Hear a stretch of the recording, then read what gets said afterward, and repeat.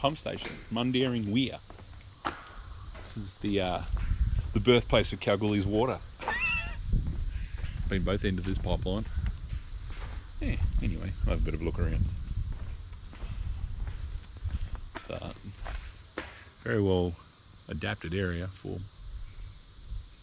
disabled access, etc., or abled access. Very cool.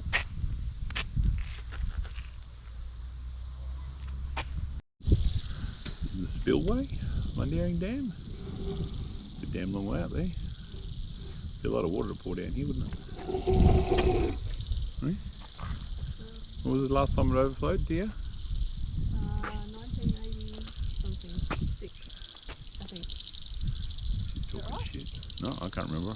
I only said it out loud so you'd remember it. 2014, wasn't it? Wasn't 2014. Do you ever remember this dam overflowing? I think it was like 1970. No, you read it on the thing. Hugh read it? Who's Hugh? Can you see all the way out there? Can you see it all the way out there? All the way, look at that. Oh. Huge.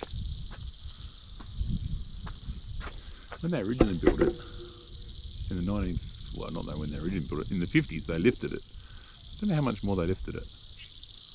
Somewhere there's a high tide mark, I suppose. Close for you, dear. What was the fact? I was 10 years off. It was 1996. 1996. Bit hard to read. What it would have been like there. First flow water over there would have been spectacular. So this behemoth is the #1 pump station. Originally steam fired, so hence bloody great big chimney. Not exactly the best photo of it, is it? Hang on, we'll walk around. See that number there? Every time that number changes, it's 1,000 litres. Oh, it's like a doomsday clock. Yeah. Oh, so that's the chimney for the wood-fired pump station. Well, wood-fired, steam-powered. See the number over there. So the number on the wall is what? It just changed.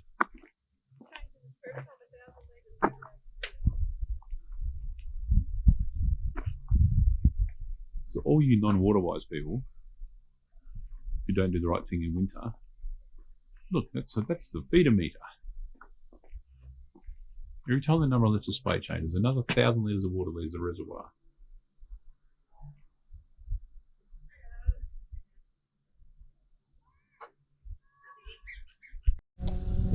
Righto, so this is the dam.